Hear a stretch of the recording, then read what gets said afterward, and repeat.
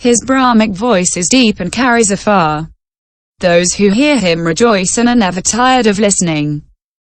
13.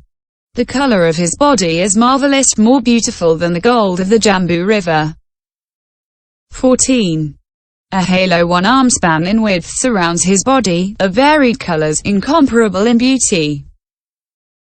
Endowed with these 32 marks, this man will, before long, leave home, will attain omniscience and will become Buddha. This is how the physical qualities of the Buddha should be recollected. Moreover, the qualities and the physical strength of the body of the Buddha surpasses 10 myriads of Vaikunta Hasdans.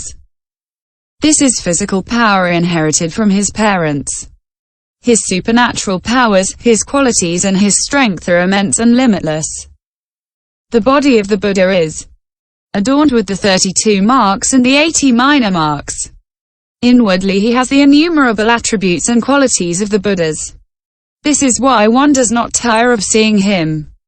Those who see the Buddha's body forget about the 5 worldly objects of enjoyment and never think of them again. One's happiness is complete on seeing the Buddha's body. One never tires of seeing it. These are the qualities of the Buddha's body under which one should recollect him. 4. The 5 pure aggregates. Sila Skanda. Furthermore, in the Buddha, maintenance of morality is perfect and complete. From the first production of the mind of body, he practices morality and accumulates it without measure. Endowed with the mind of compassion, he does not seek the fruit of retribution. He does not lean toward the body of the Sravakas or of the Pratyeka Buddhas. He is without fetters. He maintains discipline from birth to birth only for the purification of his own mind and so as not to harm beings. Thus when he obtains the body of the Buddhas, his morality is perfected. This is how one should recollect the aggregate of morality of the Buddha. Samadhiskanda. Furthermore, the aggregate of samadhi is perfected in the Buddha. Question. We can know that the Buddha is disciplined because his bodily and vocal actions are pure. We can know that he is wise because he explains the Dharma in detail and cuts through the doubts of beings. But in regard to meditative stabilization, it is impossible to know if a third person is practicing it, especially if it is a Buddha. Answer. As the great wisdom of the Buddha is perfect, it must be concluded that his jhanas and his absorptions are perfected. Similarly, when we see that the lotus flowers are large, we agree that the pool must also be large. When we see that the light of the lamp is large, we agree that there is also abundant oil. And so, since the supernatural powers and the prodigious strength of the Buddha are immense and incomparable, we know that the power of his dhyanas and his absorptions is also perfected. When we see that an effect is great, we know that its cause is necessarily great. Furthermore, in some circumstances, the Buddha himself said to people that his dhyanas and samapattis are very deep. The miracle of Aduma. It is said in a sutra that the Buddha was in the land of Atoumo, seated in meditation under a tree. Suddenly there was a heavy rainstorm with lightning and thunder. 4 cowherds and 2 workmen were so frightened by the noise that they died. A few moments later, calm returned and the Buddha went out to walk. Evaisha, having bowed down to the Buddha's feet, walked along after him and said, Bhagavat, for a moment there was thunder, lightning and 4 cowherds as well as 2 workmen were so frightened by this noise that they died. Did the Bhagavat not hear the crash? The Buddha said, I heard nothing. The Vaisha. Was the Buddha sleeping at that moment? The Buddha said, No, I was not asleep. The Vaisha.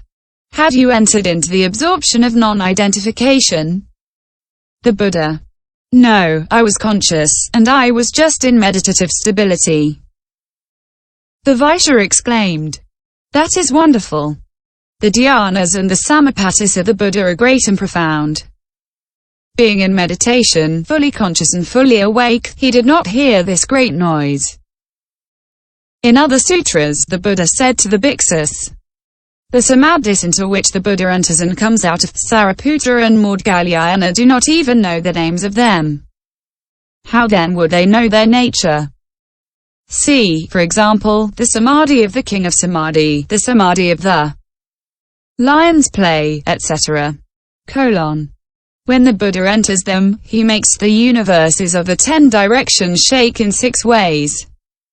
He emits great rays, and by emanation, he creates innumerable Buddhas who fill the 10 directions. The miracle of the multiplication of the Buddhas. One day Ananda reflected thus. Formerly, under the Buddha jan-teng, people were good, had long life and were easily converted. Today, under the Buddha sakyamuni, people are actually bad, have a short life and are hard to convert. Is Sakyamuni going to enter into nirvana without having completed his work as Buddha? In the morning, Ananda questioned the Buddha about this.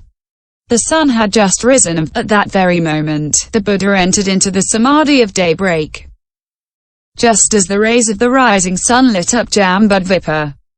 So, from the body of the Buddha and from the pores of his skin rays were emitted that illumined universes of the 10 directions, as many as the sands of the Ganges.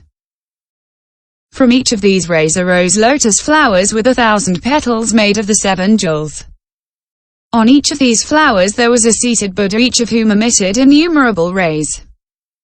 From each of these rays arose other 1,000-petalled lotus flowers made of the 7 jewels, on each of which was a seated Buddha. All these Buddhas filled universes in the 10 directions as numerous as the sands of the Ganges and converted beings. Some preached the Dharma, others were silent, others walked about, still others by feats of magic, shot out water and fire successively. They converted beings of the 5 destinies in the 10 directions by these skillful means. By the power of the Buddha, Ananda saw all these things. Then the Buddha withdrew the bases of his magical power, emerged from meditation and asked Ananda if he had seen and heard these things. Ananda replied, "Thanks to the Buddha's power, I saw and I heard." The Buddha asked him, "Does the Buddha have enough power to be able to finish quickly his task as Buddha?" Ananda answered, "O Bhagavat, suppose that the beings filled universes in the 10 directions as numerous as the sands of the Ganges, and the Buddha lived only one single day. If, in order to convert them, the Buddha used the power which you have just demonstrated, he could certainly fully accomplish completely his task as Buddha." And Ananda exclaimed, "It is truly wonderful, O Bhagavat. The Buddha's attributes are immense and inconceivable. This is why we know that the dhyanas and the absorptions of the Buddha are perfected." Prajnaskanda. Furthermore, the wisdom aggregate is perfected in the Buddha. From the first production of the mind of body and during incalculable periods, there is no dharma that he has not practiced.